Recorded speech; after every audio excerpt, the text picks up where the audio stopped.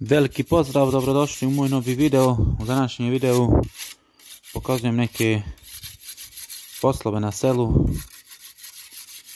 Ako živite na selu, sigurno ste kosili sa ručnom kosom. Kada je previše gusta i velika trava, neophodno je ovako ručnom kosom kositi u bašči gdje su, na primjer, šivići. Prednost na odnosu trimera je ušteda goriva, silka, tako potrošnog materijala ovdje nemamo ništa sem, znači kose, dobro da otkujemo, naoštrimo kako treba i samo kosimo. Što se tiče košenja, bitno je da ne radite to snagom, da se ne umorite, znači lagano, manji otkosi, gotovo u ovoj većoj travi.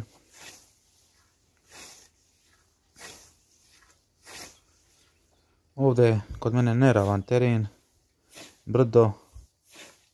Kupite samo malo skuplju, kvalitetniju belegiju za oštrenje kose.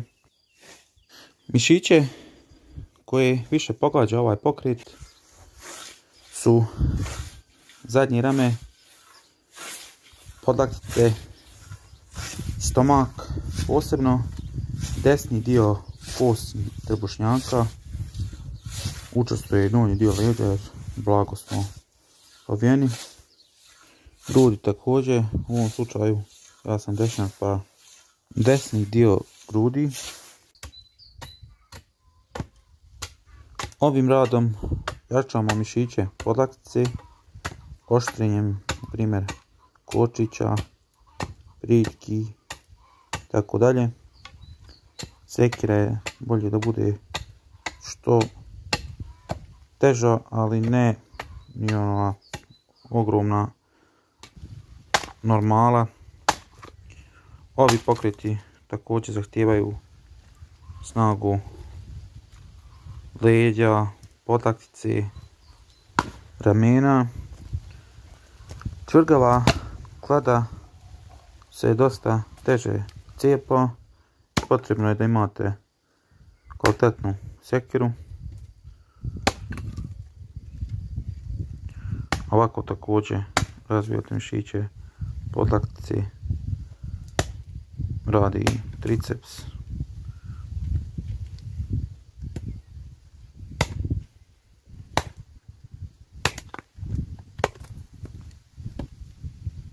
Na ovako malim komadima pripazite prste i ruku.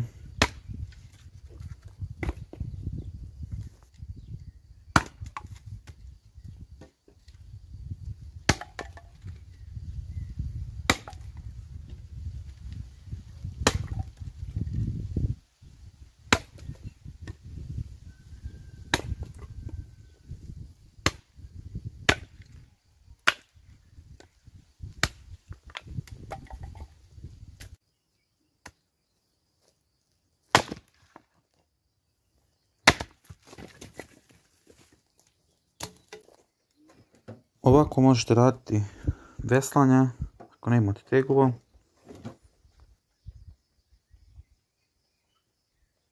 Ovdje radim izdržaj sa sekirom, sa jačanje stiska podlaktice i ramena. Izdržao sam oko 30 sekundi i lijevom i desnom rukom.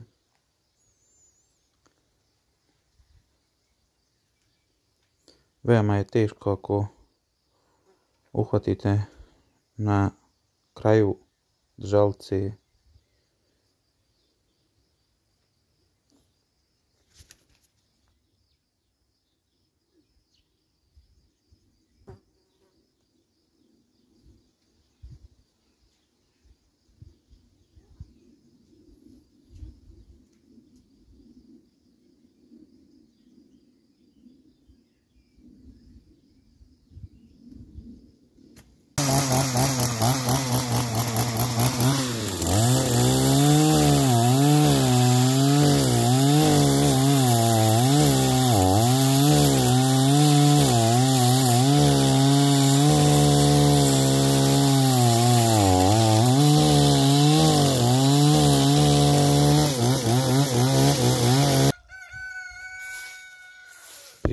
sječenju motorkom jačamo donji dio leđa, najviše zbog saginjanja i držanja motorke u tom položaju.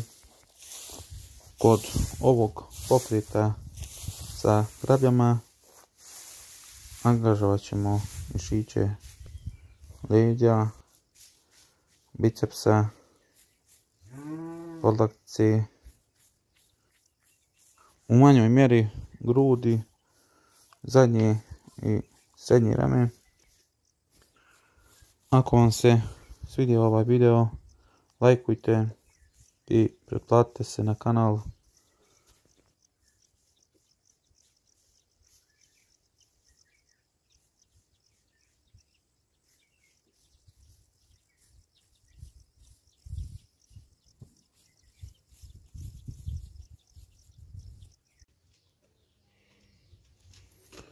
Ovdje prelazim balkon koji je klizav, odnosno pločice su veoma klizave. Snagom prsta uspijevam da prođem